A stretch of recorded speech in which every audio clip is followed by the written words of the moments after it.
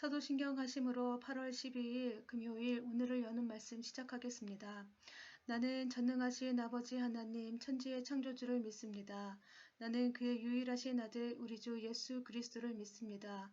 그는 성령으로 잉태되어 동정녀 마리아에게서 나시고 본디오 빌라도에게 고난을 받아 십자가에 못 박혀 죽으시고 장사된 지 사흘 만에 죽은 자 가운데서 다시 살아나셨으며 하늘에 오르시어 전능하신 아버지 하나님 우편에 앉아 계시다가 거기로부터 살아있는 자와 죽은 자를 심판하러 오십니다.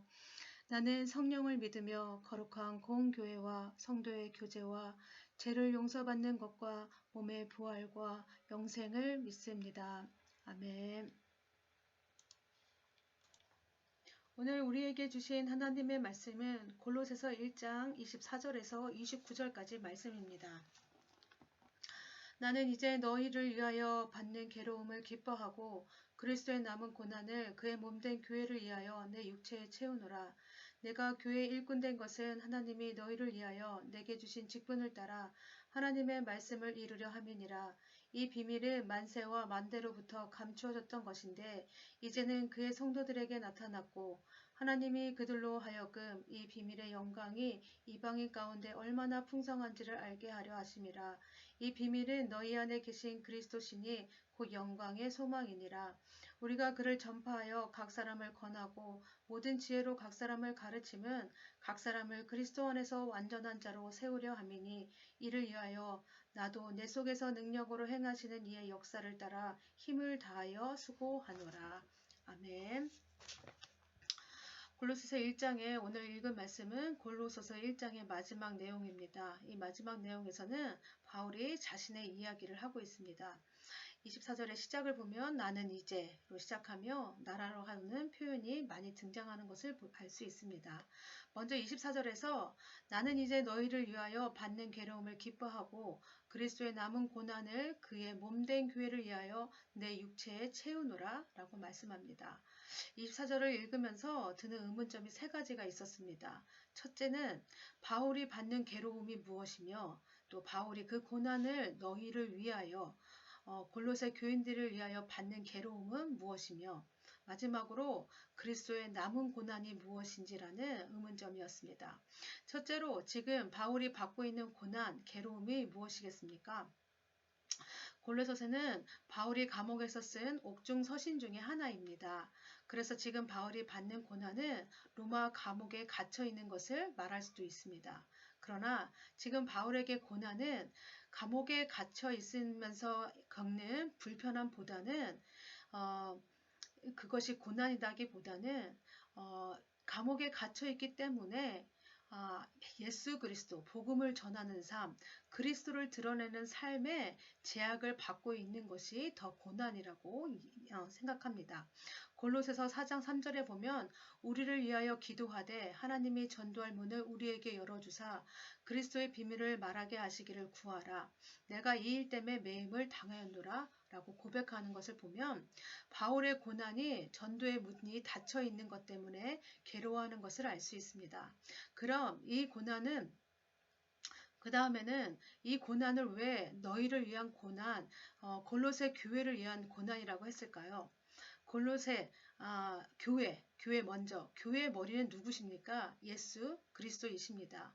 골로새 교회는 예수님의 몸된 교회입니다. 예수님과 교회는 떨어뜨려서 생각할 수 없습니다. 그러니 바울이 받는 예수님을 위하여 받는 이 고난은 골로새 교회를 위하여 받는 고난이라는 것입니다.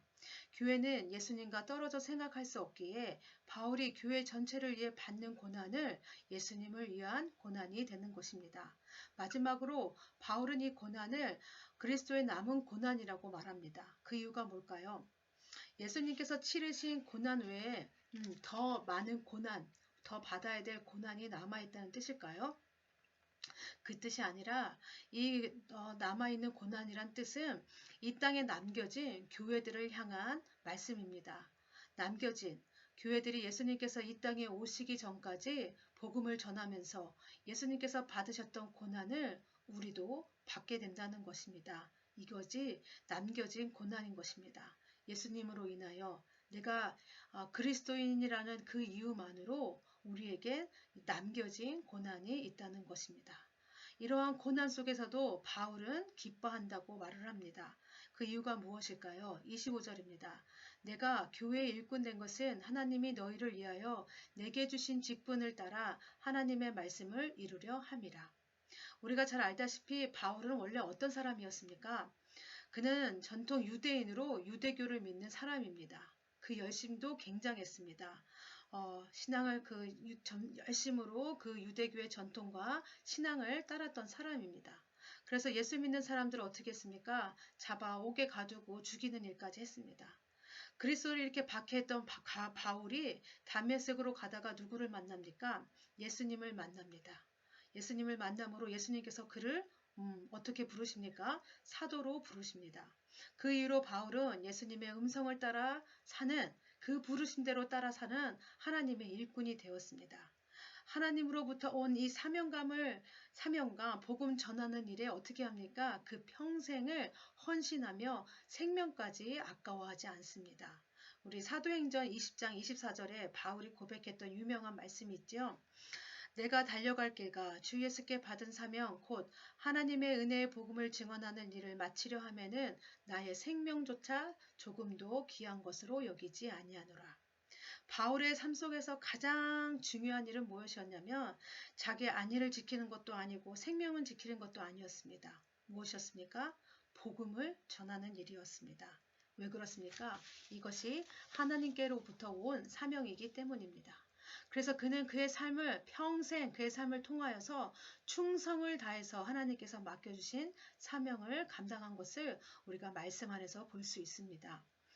예수님께서는 우리에게도 사명을 주셨습니다. 어떤 사명이죠? 마태복음 28장 19장 20절에 말씀하십니다.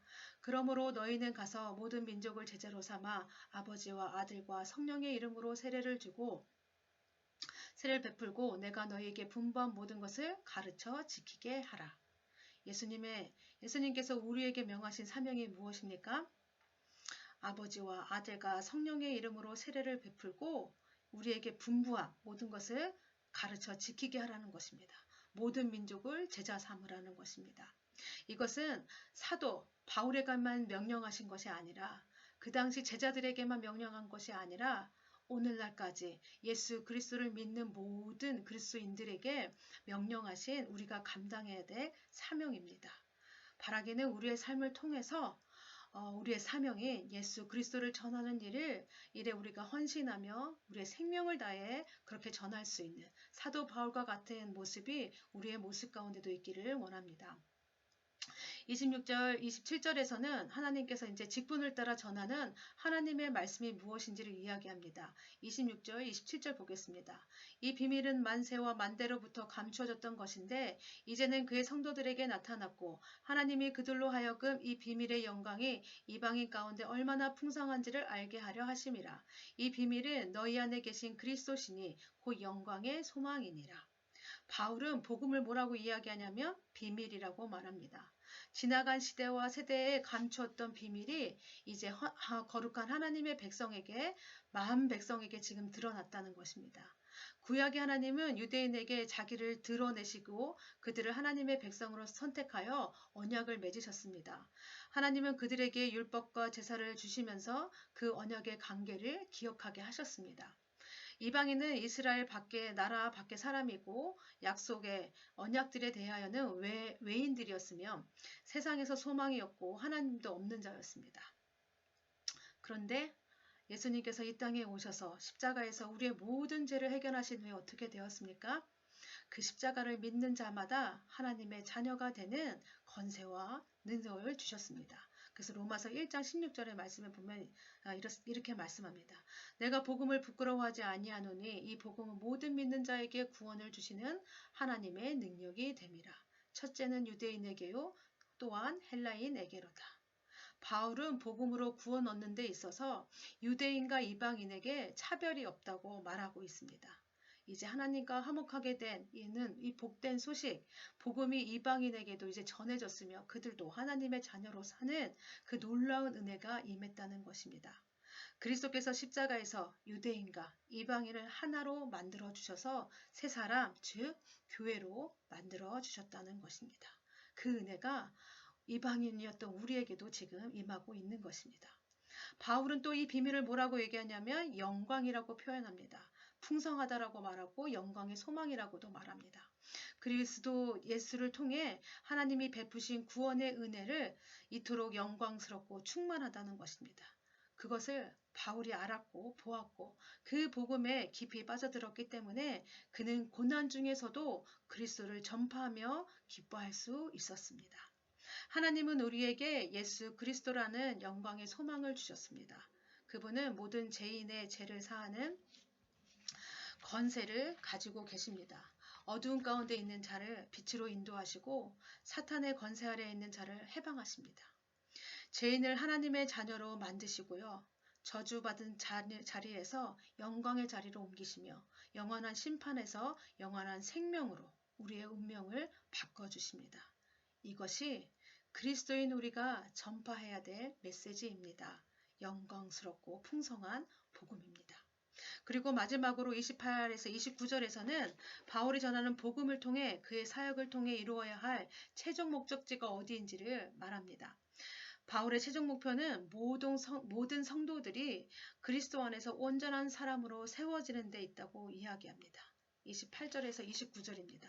우리가 그를 전파하여 각 사람을 권하고 모든 지혜로 각 사람을 가르침은 각 사람을 그리스도 안에서 완전한 자로 세우려 함이니 이를 위하여 나도 내 속에서 능력으로 역사하시는 이의 역사를 따라 힘을 다하여 수고하노라. 지금 사도 바울이 힘을 다하여 수고하는 이유가 무엇입니까? 모든 성도들, 각 사람을 어떻게 하게 해요? 그리스도 안에서 완전한 자로 세우기 위해서입니다. 그래서 그러면 여기서 완전하다는 뜻은 무슨 뜻일까요? 이것은 성숙하다는 뜻입니다. 바울은 이 영적 성숙을 그리스도 안에서의 성숙, 그리스도와의 성숙한 관계를 맺는 것을 의미하고 있습니다. 그런데 이 완전한 자, 이 성숙한 자는 어디서 이루어지냐면 그리스도 안에서 이루어진다고 이야기합니다. 그리스도 안이라는 건 어디입니까? 포도나무 가지가 포도나무에 붙어 있는 것처럼 우리의 팔다리가 우리 몸에 붙어 있는 것처럼 우리가 어떻게 되어 있는 것입니까? 우리가 그리스도, 예수 그리스도 안에 예수 그리스도와 연합하여 함께 살아가고 있는 것을 이야기합니다. 그리스도 안에서라는 말씀은 다시 말하면 우리의 인격적으로, 생명으로, 유기적으로 또 주님과 연결되어 있다는 것입니다. 우리가 성숙한 그리스도인의 제자로 자라나기 위해서는 예수 그리스도를 예배하고 신뢰하고 사랑하고 순종함으로 그분과 성숙한 관계, 떼려고 해도 뗄 수 없는 그런 관계, 생명의 관계로 성장해 가야 한다는 것입니다. 그래서 여러분 이제 우리의 신앙의 생활의 목표는 우리가 예수님을 더 닮아가는 것이고 예수 그리스도 안에서 우리의 삶을 그분의 초점에 맞춰서 우리가 함께 살아가는 것을 의미합니다. 아는 것과 믿는 것이 하나가 되고요. 말씀을 깨닫는 것과 그 말씀을 우리의 삶 가운데 살아내는 것이 함께 가야 되는 것들을 말하고 있습니다.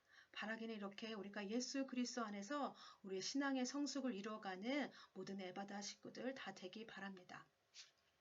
우리 함께 오늘 들은 말씀을 갖고 함께 기도하기 원합니다. 말씀을 따른 기도를 할 때는 우리의 신앙이 성숙한 그리스도의 제자로 성장해 가길 원합니다. 신앙과 삶이 분리된 것이 아닌 믿는 것과 아는 일, 행하는 일이 하나가 되어 온전한 신앙으로 자라게 하시옵소서. 두 번째는 가정을 위해서는 하나님께서 우리 가정에게 주신 구원의 은혜에 감사하며 이제는 그 은혜와 사랑을 나누고 전하는 가정이 되게 하여 주시옵소서라고 기도하시고요. 교회를 위해서는 하나님께서 우리 에바다 교회 가운데 주신 사명, 예수 그리스도의 이 복음을 전하는 일에 우리가 최선을, 우리가 열심을 다하는 교회 되게 하여 주시옵소서라고 기도하겠습니다. 나라를 위해서는요, 이번 폭우로 인한 희생자들, 또 이재민들이 많이 있습니다. 이들 가운데 하나님의 위로하심과 보호하심이 함께 하시길 원하며 피해 복구와 보상이 빨리 이루어져 일상생활로 속히 돌아갈 수 있도록 함께 기도해 주시기 바랍니다. 세계를 위해서는 전쟁, 기근, 가난, 질병, 자연재해, 무엇보다 요즘에 자연재해로 인하여 전 세계가 많은 고통 가운데 있는데 이 고통당하는 자들에게 하나님의 긍휼하심과 보호하심이 함께 하기를 위해서 기도해 주시고요. 공동체를 위한 기도는 오늘은 유흥목 집사님을 위해서 함께 기도하겠습니다.